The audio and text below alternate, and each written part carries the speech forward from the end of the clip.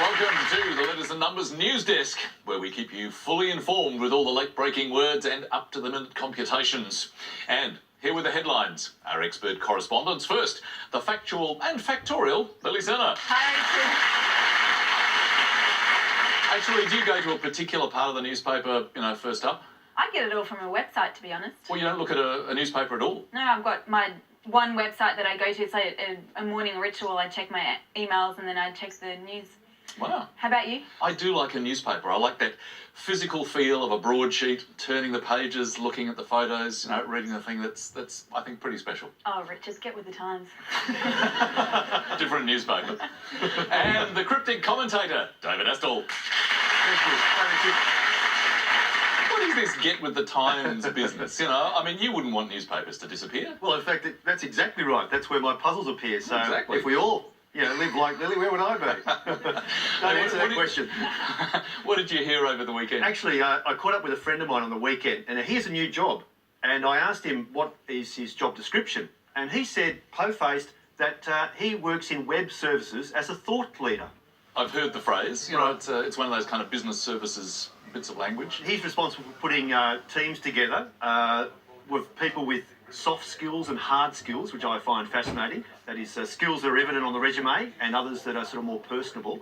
But the other thing he's responsible for doing is to dismantle the silos within the department or within the corporation. We are wandering into jargon now, aren't we? We are, aren't we? I didn't know whether he was working on the farm or trapped in some George Orwell novel. It was quite bizarre, though. Fascinating words. Thank you, David. Let's have a look at our contestants now, crossing over to our carryover champion, first of all, who's back for his third night, head gardener of the Historic Houses Trust, Dave Gray. Hello, Dave. Hello, Richard. Apart from gardening, you do have a whole range of interests, one of which is African music. Where did that start? I've always been a fan of music, and I was always a big fan of reggae music and jazz and blues, and I guess it was just a progression backwards to where music started. And I'm a big fan of West African music in particular, but Zimbabwean, South African music from all over the continent, even Arabic, North African music. Well, we look forward to some interesting rhythms there behind the desk from time to time. Welcome back. Good luck tonight. Thank you. And challenging Dave is full-time mum of three, Jackie Cenci. Hello, Jackie. Hello, Richard. Now, how are you? I'm very well, thank you. Delighted to have you here. And one of your children in particular, I gather, Brent, Yes. is particularly keen on this show. Oh, he loves it. We have competitions between each other every night watching it. And So you're both sitting down in front of the TV? both sitting down in front of the TV. Who usually wins? He's really good with the maths. So the letters, we're normally on a par, but every now and then I might get one more than him. Excellent. Well, good luck and Thank you very do much. it for Brent. Thank you. I hope to. So, all the best to our two contestants tonight, Dave Gray and Jackie Cenci. It's the letters game to start us off for the beginning of this week. As you know, our contestants will try to make the longest word that they can in just 30 seconds using the 9 selected letters. And Dave, show us how it's done, please. Can I start with a vowel, please? You certainly can. You. And a consonant? T. And a vowel? O. And a consonant? N. And a consonant? D. And a vowel? E.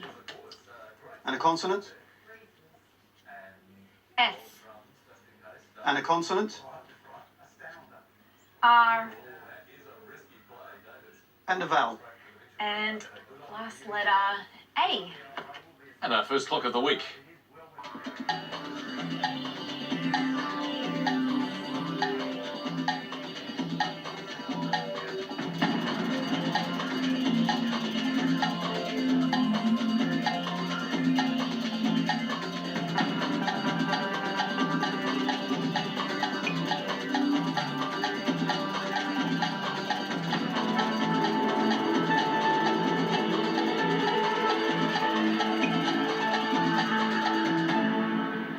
So, first letters for the week. How did you go, Dave?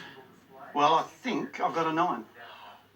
We are just on tenterhooks here. Fingers crossed. That would be a spectacular start. What about you, Jackie? I'm really worried now. I've got a 7. A 7 is, of course, great. So let's start there. Reasons. And roll the drums, just in case. Dave?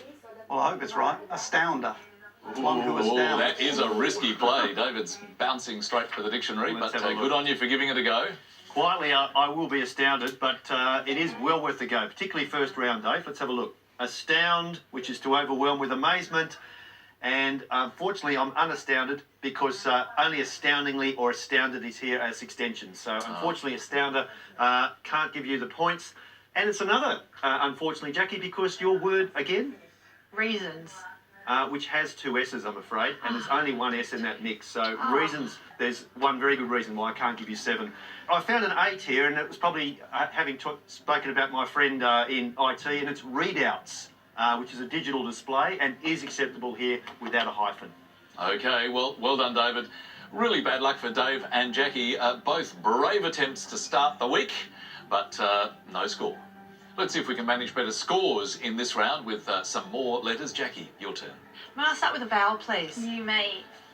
I. And another one. E. And one more, please. A. And now a consonant. N. And another one, please. B. And another one. F. I'll try a vowel again, please. E. And a consonant. K. Oh, golly. And another consonant to finish. And the last letter, H. Oh, my gosh. Thank you, Lily, for 30 seconds.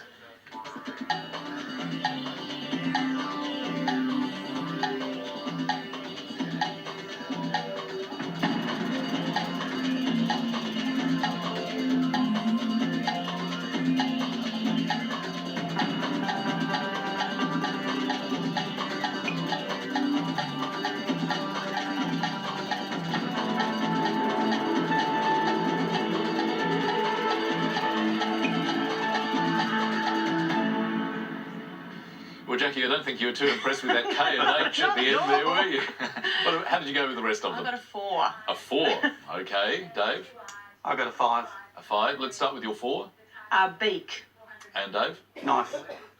Well, that was a challenging mix, David. It was. I love the word knife, however. I mean, here's a word that's made up of 3 metallic elements. You've got K for potassium, Ni for nickel, and Fe is iron. It's incredible. And obviously a good 5. Now, the only 2 that I could find were both colloquialisms at 6 letters each, and they both keep you warm in winter. One's a beanie and one's a hanky. I'd love to see a hanky keep you warm in winter. I don't know how David uses his. Anyway, 5 very good points for Dave. Well, get those mental calculators ready now as we play our first numbers game for the week. Now, Dave, I seem to remember last week you were pretty safe on the family mix, the 2 bigs and 4 smalls. Are you going down that track again? I think I will. I prefer that. So, 2 large and 4 small. Thank you, Lily. Thanks, Dave. 2 large and 4 small. And starting with the smalls, 3, 2, 9, 8. And the 2 large, 25 and 100. The target to reach is 403. Thanks, Lily. 30 seconds to get there.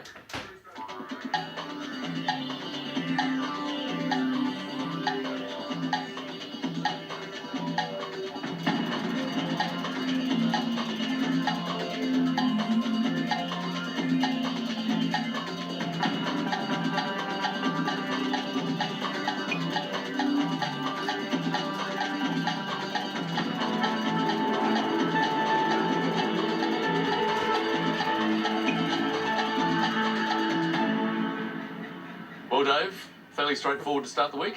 Yep.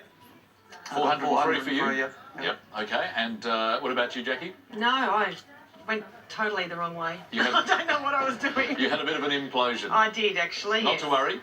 Dave, take us through your method, please. 8 divided by 2 is 4. 8 divided by 2 is 4. Times 100 500 is 400. plus 3. Add the 3. 403. Very neat. Straight from the target and well done.